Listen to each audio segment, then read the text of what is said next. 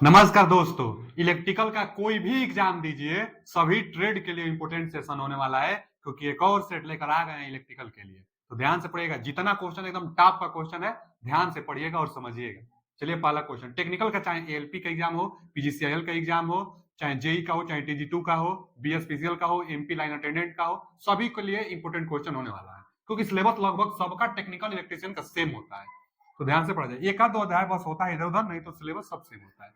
क्या है पहला क्वेश्चन कि आरएलसी परिपथ की कुल प्रतिबाधा ओम में क्या होगी। कुल प्रतिबाधा आरएलसी सर्किट में, जो आरएलसी सर्किट के लिए कुल प्रतिबाधा यदि आपसे पूछ दिया तो बजाओ, कुल प्रतिबाधा के लिए क्या फॉर्मूला आप लगाते हैं।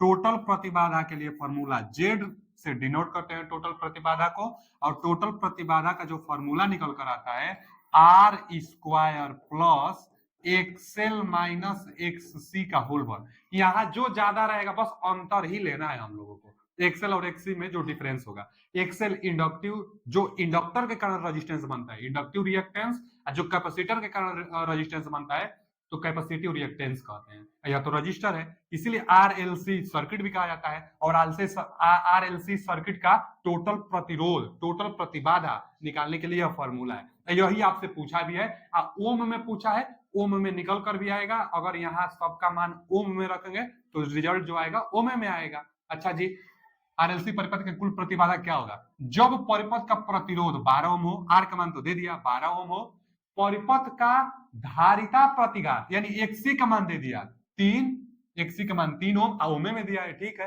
अब परिपथ का प्रेरकत्व प्रतिघात 8 ओम है, प्रेरकत्व मतलब एक्सेल, तो प्रेरकत्व प्रतिघात 8 ओम है, संधारित्र का 3, तो 8 और 3 का अंतर कितना होगा बचा 5, यानी 5 का वर्ग यहाँ रखेंगे, या तो दिया आर का मान 12 का वर्ग, तो कितना निकल कर आएगा। अगर जेड निकालेंगे हम लोग तो अंडर रूट में आर का वर्ग यानी 12 का वर्ग, 12 का वर्ग 144, अब plus plus XL minus XC जितना भी आएगा उसका वर्ग करना है, तो एक्सएल और एक्सी का वर्ग 5 आएगा, दोनों का अंतर 5, इसका वर्ग करेंगे तो 25 आएगा, क्योंकि दोनों का अंतर का वर्ग करना है, दोनों का अंतर का वर्ग यानी दोनों का अंतर 5, 5 का वर्ग 25, इसको जोड़ेंगे तो 169 हो रहा है ना, 144 25 169 यानी 13 ओम, इसका वर्गमूल 13 निकल कर आएगा, यानी जवाब C option is right answer.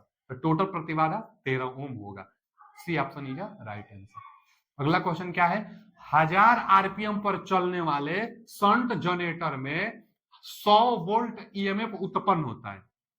ठीक है जी, 1000 आरपीएम पर चल रहा है shunt motor, shunt generator, shunt generator 1000 RPM पर चल रहा है और 100 वोल्ट ईएमएफ उत्पन्न कर रहा है। जनरेटर तो ईएमएफ उत्पन्न करेगा तो कितना, 100 वोल्ट 1000 पर, तो बोल रहा है कि 1200 आरपीएम बढ़ाने पर कितना ईएमएफ उत्पन्न करेगा।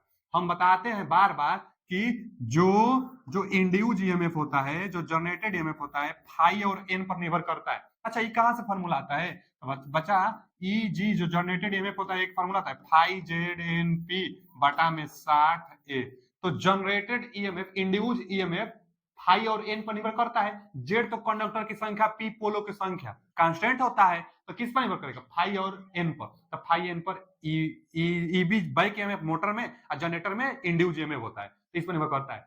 शंट के लिए फ्लक्स कांस्टेंट होता है, तो शंट जनरेटर के लिए फ्लक्स जब कांस्टेंट होगा तो कहा जा सकता है कि इंड्यूज ईएमएफ सीधा स्पीड के अनुक्रमानुपाती होता है, इसलिए संबंध एक लिखा जाता है कि E1 संबंध है E2 बराबर N1 संबंध है N2।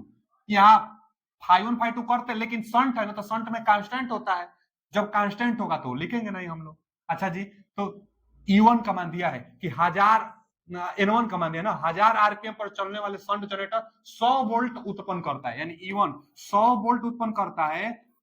अब कितना वोल्ट उत्पन्न करेगा E2 का मान आपसे पूछा हुआ है, जबकि स्पीड है कि 1000 आरपीएम पर 100, यानी N1 100 1000 आरपीएम पर 100, यानी N1 का मान 1000 आरपीएम स्पीड है ना N1, N2 निकालना है कि कितना इस, अच्छा N2 भी दिया है कि 1200 आरपीएम पर, तो 1200 आरपीएम भी रख दीजिए, 1200 आरपीएम जी, ठीक है, 1200 आरपीएम पर 1000 आरपीएम पर 100, तो 1200 आरपीएम पर कितना वोल्टेज इंड्यूस होगा, यही आपसे पूछा हुआ है, निकालिए। देखिए क्या करेंगे ना बच्चा, E2 का मान निकालने के लिए, E2 का मान निकालने के लिए पहले तो दो जीरो से जीरो को घटा दीजिए, ठीक।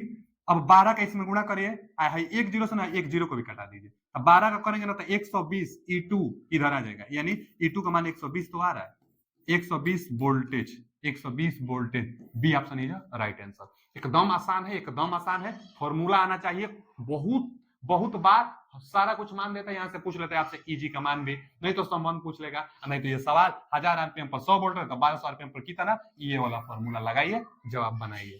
तो इसका B option is right answer. अगला क्वेश्चन क्या है कि मोटर की आवृत्ति 50 हर्ट्ज और चाल 500 आरपीएम होने पर कितने ध्रुव की आवश्यकता होगी। अच्छा, पोल की संख्या पूछा हुआ है और दिया हुआ है चाल, चाल दिया है कि 500 आरपीएम पर। तो बच्चा हो, पोल और चाल में संबंध एक आता है ना, क्या आता है, सिंक्रोनस स्पीड निकालने के लिए हम लोग फॉर्मूला लगाते थे 120 एफ बटा में पी, यही ना लगाते थे। यहीं से देखते थे कि फ्रीक्वेंसी के अनुपाती भी स्पीड होता है, फ्रीक्वेंसी बदलने पर स्पीड बदल जाती है, पोल की संख्या बदलने पर भी स्पीड बदल जाता है। तब इसी से बना दीजिए, 50 हर्ट्ज फ्रीक्वेंसी दिया है, अब पोल की संख्या पूछा हुआ है, ध्रुवों की संख्या यानी पोलों की संख्या पूछा हुआ है, स्पीड दिया हुआ है 500, माने 500 50 हर्ट्ज 500 आरपीएम होने पर कितना ध्रुव चाहिए, यही पूछा हुआ है। तो लगाइए, देखिए स्पीड का मान कितना दिया है 500, 500 यहीं पर हम लगा देते हैं, थोड़ा सा ऊपर कर देते हैं ताकि आपको स्पष्ट पता चलेगा जी। ठीक है, स्पीड कितना दिया है 500 आरपीएम पर, यहाँ 120, फ्रीक्वेंसी कितना 50 हर्ट्ज फ्रीक्वेंसी पर, पोलो की संख्या बताइए, पी का मान आपसे पूछा हुआ है। अच्छा, पी का मान पूछा हुआ है, तो एक काम करिए ना कि एक जीरो सही, एक जीरो आप 5 से इसको घटा देंगे तो यहाँ बचेगा 10, 10 बचेगा तो ये एगो जीरो से एगो जीरो भी घटा दीजिए, पी का मान 12, पोलो की संख्या टोटल निकलकर 12 आ रहा है, टोटल पोलो की संख्या 12, देखिए B option is right answer. Formula जानेंगे आसानी से लगा लेंगे। अगला क्वेश्चन, अगला क्वेश्चन है कि डीसी, देखिए पार्श्व पथ जो होता है ना, इसी को शंट कहते हैं, तो डीसी शंट मोटर की गति, अच्छा डीसी शंट मोटर की गति हम लोग जानते हैं, DC shunt motor flux constant माने स्पीड लगभग कांस्टेंट होता है। अच्छा जी, डीसी शंट मोटर की गति एफएल, एफएल गति, एफएल मतलब फुल लोड गति, एफएल गति का मतलब होता है फुल लोड गति। तो डीसी शंट मोटर की गति फुल लोड गति से अधिक होने की आवश्यकता होती है, यह कब संभव है। अच्छा, फुल लोड को रेटेड स्पीड कहते हैं, तो रेटेड स्पीड से भी ज्यादा गति करना है तो कब संभव है, यही आपसे पूछा हुआ है। विकल्प पढ़ते हैं, रेटेड स्पीड से ज्यादा चाहिए, फुल लोड से स्पीड ज्यादा चाहिए, तो कब संभव है। इंक्रीज द आर्मेचर करंट, गलत, आर्मेचर करंट को बढ़ाकर नहीं। अगला question, decrease the armature current, armature current को डिक्रीज करके भी नहीं। अगला, increase the excitation current, excitation current से भी नहीं। एक ही बस फॉर्मूला ही है, मतलब एक ही थ्योरी है, कई बार इसको पूछता है इधर उधर जैसे ही पूछे, बस आपको ये समझना है कि शंट मोटर में स्पीड रेटेड से ज्यादा करने के लिए फील्ड फ्लक्स का मान कम किया जाता है, फील्ड फ्लक्स का मान कम करेंगे तो स्पीड बढ़ जाएगा, स्पीड बढ़ जाएगा, स्पीड और फ्लक्स में व्युत्क्रमानुपाती संबंध होता है, तो फ्लक्स कम करेंगे तभी स्पीड बढ़ेगा, reducing the field current, field current कम होगा तो फील्ड फ्लक्स, ये जो होता है ना बच्चा, ये फील्ड का फ्लक्स होता है, तो फील्ड करंट आप कम करेंगे तो फील्ड का फ्लक्स कम होगा, अब फील्ड का फ्लक्स कम होगा तो स्पीड बढ़ जाएगी, स्पीड रेटेड से ज्यादा ही करना है, फुल लोड से ज्यादा करना है, तो स्पीड बढ़ाने के लिए फील्ड करंट को कम करना होगा, जिससे फ्लक्स कम होगा और स्पीड बढ़ जाएगी, तो इसका D option is right answer. अगला क्वेश्चन क्या है, जब लोड बढ़ जाता है तो डीसी पार्श्व, फिर आगे ना मैंने शंट समझिए, डीसी शंट मोटर की गति रिक्त स्थान रहती है, लोड बढ़ जाने से शंट मोटर की गति रहती है, हम अभी बताएं शंट मोटर लगभग कांस्टेंट स्पीड से चलता है, थोड़ा सा कम बस होता है लोड बढ़ने से, एकदम वही क्वेश्चन है कि लोड बढ़ जाता है तो डीसी शंट मोटर का होगा, हल्का सा कम होगा, कांस्टेंट तो गति करेगा लेकिन लोड बढ़ाई जा रही है ना तो थोड़ा सा कम होगा, तो ये रिमेन लिखा है, इंक्रीज लिखा है, इंक्रीज लिखा है, और रिड्यूस स्लाइटली माने कुछ कम, थोड़ा सा कम, तो यही सही है, थोड़ा सा कम होता है लोड बढ़ाने से डीसी शंट मोटर की स्पीड, तो D option is right answer. अगला क्वेश्चन क्या है, 400 केवीए के ट्रांसफार्मर में 450 वाट का कोर हानि होता है, अच्छा कोर लॉस 450, और 800 वाट का कुल हानि होता है, ठीक है जी, टोटल लॉस कितना है 800 वाट का है टोटल लॉस, ठीक है। अधिकतम दक्षता के लिए तांबे, तांबे का हानि बताइए, कापर लॉस बताइए मैक्सिमम दक्षता के लिए, इतना इंपोर्टेंट है कि पूछिए मत, हम कई बार बता चुके हैं कि ट्रांसफार्मर में मैक्सिमम इफिशियंसी आप चाहते हैं तो एक कंडीशन आता है कि जो कापर लॉस होगी वह आयरन लॉस के बराबर हो जाएगी, तब मैक्सिमम इफिशियंसी ट्रांसफार्मर देगा। इफिशियंसी क्या होगा? मैक्सिमम होगा। तो मैक्सिमम इफिशियंसी के लिए कॉपर लॉस आयरन लॉस के बराबर होनी चाहिए। अच्छा, आयरन लॉस कांस्टेंट लॉसेस है और कॉपर लॉस वेरिएबल लॉसेस है, तो कॉपर लॉस को हम लोग वेरी करा करके आयरन लॉस के बराबर कर देते हैं। जब दोनों बराबर हो जाएगा इफिशियंसी मैक्सिमम। यहाँ क्या पूछा है कि अगर कोर लॉस 450 है और मैक्सिमम दास्ता चाहिए तो कॉपर लॉस बताइए। तो भैया बराबर है तो होगा 450 है तो होगा। कॉपर लॉस आपसे पूछा है तो 450 से जवाब होगा। अच्छा, कोई बार क्वेश्चन यह भी पूछ लेता है कि कॉपर लॉस फुल लोड पर इतना है तो हाफ लोड पर कितना होगा। तो इसके लिए समान आता है कि जिस लोड पर कॉपर लॉस आपको चाहिए M square into P CU का मतलब फुल लोड पर कॉपर लॉस में जिस लोड पर चाहिए उसका वर्ग करके गुणा कर दीजिएगा, उस लोड पर कितना कॉपर लॉस हुआ निकल कर आ जाएगा। तो बहुत इंपॉर्टेंट फॉर्मूला है। पूछता है ना कि फुल लोड पर कॉपर लॉस 1600 वाट है तो हाफ लोड पर बताइए, तो हाफ माने 1/2 का वर्ग कर देंगे और 1600, 1/2 का वर्ग यानी 4, 1600 चौक 16 यानी 400, 1600 घटाएंगे तो 4, यानी हाफ लोड पर कितना आ जाएगा? 400 आ जाएगा। तो बस ये फॉर्मूला भी बहुत इंपॉर्टेंट फॉर्मूला है कि फुल लोड पर कॉपर लॉस देता है और हाफ लोड 3/4 लोड 75%, कितना भी लोड पर पूछे बस उसको यहाँ पर रख के उसका वर्ग करके गुणा करिएगा, जो आएगा वो हो जाएगा। तो कॉपर लॉस आयरन लॉस के बराबर होगी, तो यहाँ पर मैक्सिमम एफिशिएंसी होगा। C option is right answer. अगला क्वेश्चन क्या है कि 3 फेज इंडक्शन मोटर में 2 फेज की आपूर्ति उलटने को क्या कहा जाता है? अच्छा, इंडक्शन मोटर 3 फेज का है, 3 फेज सप्लाई दिए है, वो रोटेट करेगा और 2 फेज आप बल्ब चेंज करेंगे, 2 फेज को आप बदल देंगे, तब तो मोटर का डायरेक्शन चेंज होगा। 3 फेज इंडक्शन मोटर में मोटर की रोटेटिंग की डायरेक्शन चेंज करने के लिए कोई भी 2 फेज को आप चेंज कर दीजिए, कोई भी 2 फेज बदल देंगे तो मोटर की डायरेक्शन चेंज हो जाएगी। तो चेंज अचानक तो हो नहीं जाएगी। अगर मान लीजिए क्लॉकवाइज चल रहा है तो धीरे धीरे रुकेगा, उसके बाद फिर कुछ पल के बाद एंटी क्लॉकवाइज होगा। तो पहले जिस स्पीड से है धीरे धीरे कम होते होते 0 होगा और उसके बाद फिर विपरीत दिशा में चलने लगेगा। तो ब्रेकिंग भी कहा जा सकता है। 3 फेज इंडक्शन मोटर में 2 सप्लाई को चेंज करते हैं तो वह धीरे धीरे स्पीड उसका 0 पर पहुंचता है और उसके बाद सप्लाई कट कर देते हैं, स्पीड 0, यानी ब्रेकिंग का यह व्यवस्था है। इस ब्रेकिंग को प्लगिंग ब्रेकिंग, ब्रेकिंग 3 प्रकार से होता है। कौन कौन? एक प्लगिंग ब्रेकिंग जो कि सप्लाई को चेंज करके की जाती है। तो यही इसका जवाब भी होगा, क्योंकि 3 फेज इंडक्शन मोटर में 2 फेज की आपूर्ति को उलटने पर क्या कहा जाता है? तो प्लगिंग कहा जाता है, प्लगिंग ब्रेकिंग कहा जाता है। Plugging B option is right answer. और भी एक ब्रेकिंग होता है जिसको हम लोग क्या कहते हैं? तो रीजनरेटिव ब्रेकिंग। रीजनरेटिव ब्रेकिंग में क्या होता है? रीजनरेटिव ब्रेकिंग में होता है कि दोबारा जनरेट करने लगता है सप्लाई, जो कि उसको मोटर को जनरेटर की तरह बिहेवियर कराते हैं और सप्लाई को ही दे देता है। जिससे सप्लाई ले रहा है अब उसी को सप्लाई देने लगता है, जो मोटर होगा जनरेटर की तरह बिहेवियर करने लगता है, इसीलिए रीजनरेटिव ब्रेकिंग कहते हैं। एक होता है डायनेमिक ब्रेकिंग, जिसको हम लोग रेजिस्टेंट चाहे रियोस्टेट ब्रेकिंग कहते हैं, रेजिस्टेंस जोड़ करके और वोल्टेज ड्रॉप करा के ये ब्रेकिंग करते हैं। तो रीजनरेटिव ब्रेकिंग जिसमें मोटर को जनरेटर की तरह बिहेवियर करा के सप्लाई को खुद हम लोग सप्लाई देने लगते हैं। एक होता है प्लगिंग ब्रेकिंग। तो इसका जवाब B option is right answer, plugging breaking होगा। अगला क्वेश्चन क्या है कि मोटर की गति सिंक्रोनस गति से अधिक हो जाती है। मोटर की गति सिंक्रोनस गति से अधिक हो जाती है। ओहो, सिंक्रोनस स्पीड से भी ज्यादा मोटर की गति, तो यह ब्रेकिंग विधि कहलाता है। यही तो है रीजनरेटिव ब्रेकिंग। हम अभी बताए जो मोटर होगा जनरेटर की तरह कार्य करने लगता है। अब यह कब करेगा?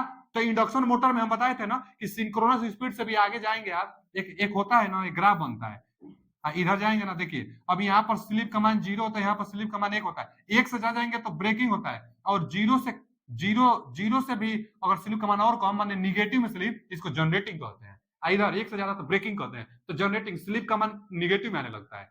अच्छा, स्लिप का फॉर्मूला क्या आता है? तो एनएस माइनस एनआर बटा में एनएस। अब जो रोटर का स्पीड होगा सिंक्रोनस से भी ज्यादा, तो सिंक्रोनस से भी ज्यादा होगा तो स्लिप निगेटिव में आएगा ही ना, क्योंकि रोटर स्पीड ही ज्यादा हो जाएगा सिंक्रोनस से, तो निगेटिव में वैल्यू देगा, और निगेटिव में होगा तो जनरेटिंग की तरफ बिहेव करेगा। तो यही रीजनरेटिव ब्रेकिंग होता है। जब सिंक्रोनस गति से अधिक गति हो जाता है मोटर की तो रीजनरेटिव ब्रेकिंग खुद सप्लाई देने लगता है ग्रिड को, चाहे पावर को। तो इसका कौन सा? अच्छा देखिए 20 का सही है। एक डायनेमिक ब्रेकिंग आ गया ना, इसी को रियोस्टेट ब्रेकिंग भी कहते हैं, जिसमें रेजिस्टेंस लगाकर ड्रॉप कराई जाती है। और प्लगिंग टाइप ब्रेकिंग तो अभी देखे थे, जिसमें सप्लाई को चेंज किया जाता है। तो B option is right answer. अगला क्वेश्चन क्या है कि निम्न में से किस हानि का पता लगाने के लिए अवरोधित रोटर परीक्षण माने ब्लॉक्ड रोटर टेस्ट का उपयोग किया जाता है। ब्लॉक्ड रोटर टेस्ट का उपयोग किया जाता है। ये बचा ट्रांसफार्मर में दो टेस्ट, एक ओपन सर्किट टेस्ट, एक short circuit test. Open circuit test core loss और शॉर्ट सर्किट टेस्ट से कॉपर लॉस ज्ञात करते हैं। कॉपर लॉस वेरिएबल लॉस होता है। उसी तरह इंडक्शन मोटर में भी दो टेस्ट होता है, एक तो नो लोड टेस्ट, एक ब्लॉक्ड रोटर टेस्ट। तो ब्लॉक्ड रोटर टेस्ट जो होगा यह ट्रांसफार्मर में शॉर्ट सर्किट की तरह बिहेवियर करेगा। रोटर को ब्लॉक्ड कर दिया जाता है, सप्लाई देंगे लेकिन रोटर रोटेट नहीं करेगा, ब्लॉक्ड रहेगा। एक नो लोड, तो नो लोड ओपन सर्किट की तरह बिहेवियर करता है। अब blocked rotor test short circuit की तरह बिहेवियर करता है। यही पूछा है blocked rotor test, rotor block किया गया है तो blocked rotor test short circuit, और शॉर्ट सर्किट कॉपर लॉस ज्ञात करता है, और कॉपर लॉस वेरिएबल लॉस होता है। तो ब्लॉक्ड रोटर टेस्ट से वेरिएबल लॉस ज्ञात किया जाता है। B option is right answer. Constant loss नहीं, कांस्टेंट लॉस को हम लोग कोर लॉस चाहे आयरन लॉस कहते हैं। आई वो नो लोड से चाहे ओपन सर्किट टेस्ट से निकलता था, जबकि वेरिएबल लॉस को कॉपर लॉस निकाली जाती है। Blocked rotor test, short circuit test, यानी B option is right answer. अगला क्वेश्चन क्या है कि तुल्यकालिक मोटर में बलाघूर्ण कोण किसके मध्य का होता है? जो पावर के फॉर्मूला आता है सेंडिंग इनका वोल्टेज एंड रिसीविंग इनका वोल्टेज बटा में रिएक्टेंस, रोटर रिएक्टेंस और साइन डेल। तार के लिए भी फॉर्मूला सेम ही आता है। तो जो यह डेल है ना, यह 90 अंश पर मैक्सिमम पावर देता है। यह डेल किसके बीच में होता है? टार के लिए भी सेम फॉर्मूला सेम ग्राफ बनता है। तो जो टार्क के लिए निकल कर आता है यही डेल होता है, यही फॉर्मूला होता है। तो यही टार्क एंगल जिसको लोड एंगल भी कहा जाता है, तो यह लोड एंगल किसके किसके बीच का होता है? स्टेटर मैग्नेटिक फ्लक्स और rotor magnetic flux. Stator magnetic flux और रोटर मैग्नेटिक फ्लक्स के बीच का एंगल लोड एंगल होता है। तो यही बलाघूर्ण में जो बलाघूर्ण एंगल होता है किसके मध्य होता है? मैग्नेटाइजिंग करंट गलत। द रोटर स्टेटर फ्लक्स ये तो ठीक दिया है, रोटर स्टेटर फ्लक्स और रोटर पोल दिया है। चलिए ये भी सही है, रोटर पोल दिया है ना, यहाँ रोटर पोल ना देके यह भी दे सकता था कि स्टेटर का मैग्नेटिक फ्लक्स और रोटर का मैग्नेटिक फ्लक्स। तो जो रोटर में पोल होगा उस पर मैग्नेटिक फ्लक्स बना, तभी पोल बना है। रोटर पर पोल बना है तो रोटर पर मैग्नेटिक फ्लक्स होगा। तो रोटर पोल का है चाहे रोटर मैग्नेटिक फ्लक्स का है, स्टेटर मैग्नेटिक फ्लक्स का है।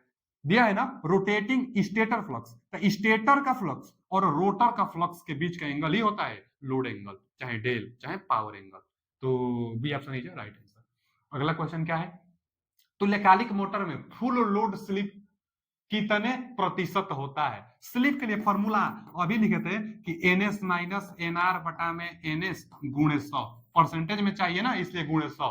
अब स्लिप परसेंटेज में पूछा है सिंक्रोनस मोटर का। हम जानते हैं सिंक्रोनस मोटर कांस्टेंट स्पीड से रोटेट करता है, वो भी सिंक्रोनस स्पीड से रोटेट करता है। यानी रोटर का स्पीड होगा वही सिंक्रोनस का स्पीड होगा, और दोनों जब बराबर होगा तो एस का मान 0, यानी इसका जवाब डी ऑप्शन है राइट आंसर। सिंक्रोनस मोटर का जो स्लिप होगा 0 निकल कर आता है, 0% है। D option is right answer. अगला क्वेश्चन क्या है कि हिस्टेरिसिस मोटर साधारणतः उच्च गुणवत्ता के रिकॉर्ड प्लेयर और टेप रिकॉर्डर के लिए उपयोग होती है, क्योंकि अब ऑप्शन बताना है क्यों। ये बात तो एकदम सही बोला है कि जो हिस्टेरिसिस मोटर होता है इसका प्रयोग टेप रिकॉर्डर में किया जाता है। अब क्यों किया जाता है?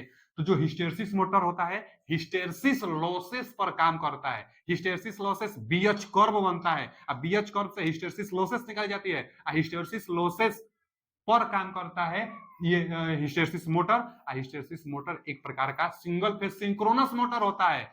यह कांस्टेंट स्पीड से रोटेट करता है, यह आवाज नहीं करता है, इसीलिए टेप रिकॉर्डर में जो स्मूथ चलेगा बिना आवाज किए हुए, तो टेप रिकॉर्डर में प्रयोग करेंगे। रिकॉर्ड करना होता है ना, तो वहां आवाज नहीं चाहिए, रिकॉर्ड भी कर ले आवाज भी ना हो, तो मोटर जो चलती रहेगी हिस्टेरिसिस मोटर का प्रयोग करते हैं। अब विकल्प पड़ जाए इट रिवॉल्व सिंक्रोनली, मतलब कि कांस्टेंट स्पीड से सिंक्रोनस स्पीड से गति करती रहती है। अब आगे दिया है जैसे समकालिक रूप से परिक्रमा करती रहती है, माने लगातार परिक्रमा करती रहती है। ये पहला दिया है, पहले सभी विकल्प को पढ़ लेना चाहिए, उसके बाद डिसाइड करना चाहिए कि कौन सा ऑप्शन सही होगा। नहीं तो एक ऑप्शन मार कर भाग जाएंगे, पता चला कि ये नहीं होगा। इससे तो उत्कृष्ट कोई विकल्प और दिया हुआ था, इसलिए चारों विकल्प को पढ़ना होगा, उसके बाद डिसाइड करना है कि कौन सा हम सही जवाब लगाएंगे। कॉन्फर्म एकदम 100% है तब तो लगा कर आगे बढ़िए, क्योंकि टाइम भी बचाना होता है।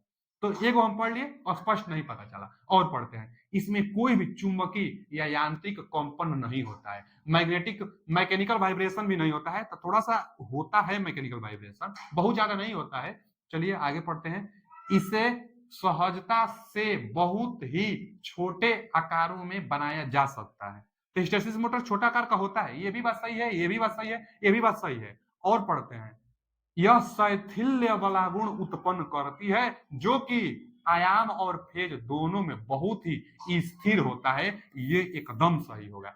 चारों विकल्प पढ़ने के बाद पता चला ये एकदम सही व्याख्या कर रहा है कि जो हिस्टेरेसिस मोटर होता है वह दोनों फेज पर, जैसे दिया है ना, आयाम और फेज दोनों में बहुत ही स्थिर होता है, माने स्थिर गति से चलता है, आवाज भी नहीं करता है, और यह शैथिल्य बला गुण उत्पन्न करता है, शैथिल्य हानि पर काम करता है, तभी तो हिस्टेरेसिस मोटर कहते हैं इसको हम लोग। एकदम सही है, D option is right answer. अगला क्वेश्चन क्या दिया हुआ है, छत के पंखे के लिए प्रसर्व को इंग्लिश में पढ़िए। What is the meaning of sweep? अच्छा, what is the meaning of sweep in case of ceiling fan? जो सीलिंग फैन होता है छत पर लगा हुआ, उसमें स्वीप का आशय क्या होता है, स्वीप से क्या तात्पर्य होता है? तो बच्चा, जो सीलिंग फैन कितना रेडियस में रोटेट कर रहा है, उसका रेडियस कितना है, उसी को स्वीप से समझा जाता है। अथवा जो सीलिंग फैन का ब्लेड होता है ना, जो फैन का ब्लेड 3 ब्लेड होता है ना ज्यादातर, तो जो ब्लेड होगा वो कितना लंबा है, ब्लेड की लंबाई से, ब्लेड से रिलेटेड होता है स्वीप, क्योंकि स्वीप सीलिंग फैन की रेडियस, कितना रेडियस में रोटेट कर रहा है। तो स्वीप क्या है? करंट रेटिंग गलत, रोटेटिंग वोल्टेज रेटिंग गलत, ब्लेड साइज एस। स्वीप ब्लेड साइज से संबंधित होता है। स्वीप यह बताता है कि सीलिंग फैन कितना रेडियस में रोटेट करेगा, तो किस पर निर्भर करता है? ब्लेड साइज पर निर्भर करता है। तो C option is right answer. अगला question, alternator are classified into, alternator classified किया जाता है। तो जो अल्टरनेटर होता है ना, वो दो प्रकार, देखिए दिया है, पहला ही ऑप्शन सही है, सेलिएंट पोल और नॉन सेलिएंट पोल। अल्टरनेटर दो ही प्रकार से होता है। थ्योरी तो पढ़िए एक बार, थ्योरी हम पढ़ा दिए हैं, लिंक भी लगा हुआ है, जाकर थ्योरी का आप चैनल पर जाइए, प्लेलिस्ट में अलग से उसका प्लेलिस्ट बना हुआ है, थ्योरी पढ़ लीजिए। पीडीएफ पाने के लिए एक लिंक लगा हुआ है टेलीग्राम का, उससे ज्वाइन हो जाइए, पीडीएफ भी वहीं पर दे दिया जाएगा टेलीग्राम पर। क्या है कि अल्टरनेटर आर क्लासिफाइड इनटू, तो अल्टरनेटर दो प्रकार से होता है, एक सेलिएंट पोल और एक नॉन सेलिएंट पोल। अच्छा, जो सेलिएंट पोल होता है इसमें पोलों की संख्या ज्यादा होता है, और नॉन सेलिएंट को सिलेंड्रिकल टाइप भी कहा जाता है, और सिलेंड्रिकल टाइप में पोलों की संख्या कम होता है, और यह इसमें एयर गैप एक समान होता है, इसमें एयर गैप एक समान नहीं होता है। अच्छा, जो सिलेंड्रिकल टाइप होता है यह टर्बो अल्टरनेटर, माने कहां प्रयोग इसका किया जाता है? तो steam power plant, thermal power plant में, और सेलिएंट का हाइड्रो पावर प्लांट में इसका प्रयोग किया जाता है। अच्छा, जो सिलेंड्रिकल होता है इसमें एक्सियल लेंथ ज्यादा होता है और डायमीटर कम होता है, इसमें एक्सियल लेंथ कम होता है, सेलिएंट पोल में एक्सियल लेंथ कम होता है। तो दो प्रकार से होता है, सिलेंड्रिकल अथवा नॉन सेलिएंट कहिए, और एक सेलिएंट पोल कहिए। ये ऑप्शन इज राइट आंसर। अगला क्वेश्चन क्या है कि शक्ति स्टेशन में उपयोग किए जाने वाले अल्टरनेटर में निर्धारित वोल्टेज सामान्यतः, अच्छा शक्ति स्टेशन मतलब जहां बिजली बनाई जाती है, देखिए ना यहाँ दिया है alternator used in power station is usually, जहां पावर स्टेशन होता है वहां पर वोल्टेज कितना होता है, माने इंड्यूज ईएमएफ 11 केवी का होता है। जो पावर स्टेशन होता है ना, वहां 11 केवी का वोल्टेज जनरेट की जाती है, और उसके बाद उसको स्टेप अप ट्रांसफार्मर से स्टेप अप करके भेजी जाती है दूर दूर तक। तो पावर स्टेशन पर 11 केवी की बिजली जनरेट की जाती है। अगला क्वेश्चन क्या है कि विद्युत आरोधन को तरजीह क्यों दी जाती है? ये क्या बोल रहा है जी, why is electric braking preferred? अच्छा अच्छा अच्छा, ठीक है, इलेक्ट्रिक ब्रेकिंग क्यों ज्यादा उपयोग की जाती है, यही पूछना चाहता है कि why is electric braking preferred. अभी जो हम 3 ब्रेकिंग बताए हैं ना, कौन? एक प्लगिंग ब्रेकिंग, एक रीजनरेटिव ब्रेकिंग और एक डायनेमिक ब्रेकिंग, यह तीनों का तीनों इलेक्ट्रिक ब्रेकिंग है। इसका प्रयोग ज्यादा क्यों करेंगे? क्योंकि आसान होता है, इकोनॉमिकली होता है, मतलब थोड़ा सस्ता ही होता है, स्मूथ होता है। विकल्प पढ़िए ना, इट इज स्मूथ, सही बोला है। It is maintenance cost is less, मतलब इसका जो कास्ट होगा थोड़ा सा कम ही होता है, ये भी बात सही है। The energy is save, energy को बचाता है रीजनरेटिव ब्रेकिंग के केस में, ये भी बात सही है कि रीजनरेटिव ब्रेकिंग केस में एनर्जी को बचाता है। तो ऑल ऑप्शन आर करेक्ट होगा, इसका D option is right answer. इसका कौन सा ऑप्शन? डी ऑप्शन होगा, क्योंकि तीनों सही है। अगला क्वेश्चन क्या है, टावर आर यूज्ड इन, जो टावर यूज किया जाता है ट्रांसमिशन लाइन में, टावर यूज किया जाता है ना बच्चा, ट्रांसमिशन लाइन में टावर यूज किया जाता है, दिया है डिस्ट्रीब्यूशन में, ट्रांसमिशन में, टेलीफोन में और स्ट्रीट लाइट में, ट्रांसमिशन में। ट्रांसमिशन में टावर का प्रयोग किया जाएगा। जो टावर होता है इसका लाइफ ज्यादा होता है, इसका स्पैम भी ज्यादा, 200 से 400 स्पैम होता है। स्पैम मतलब एक टावर से दूसरे टावर के बीच की दूरी को स्पैम कहते हैं। तो जो टावर होता है उसका स्पैम ज्यादा, 200 मीटर 400 मीटर तक रखा जाता है, तो स्पैम ज्यादा, लाइफ इसका ज्यादा होता है। तो टावर ट्रांसमिशन लाइन में B option is right answer. 33 kV से ऊपर के लिए ही टावर का प्रयोग किया जाता है। आगे, dielectric strength of rubber is around. अच्छा, डाइलेक्ट्रिक स्ट्रेंथ रबर का तो 30 होता है ना, एकदम रटा हुआ होना चाहिए। कई बार यह पूछ लेता है कि रबर का डाइलेक्ट्रिक स्ट्रेंथ कितना होता है, तो 30 किलो वोल्ट प्रति एमएम।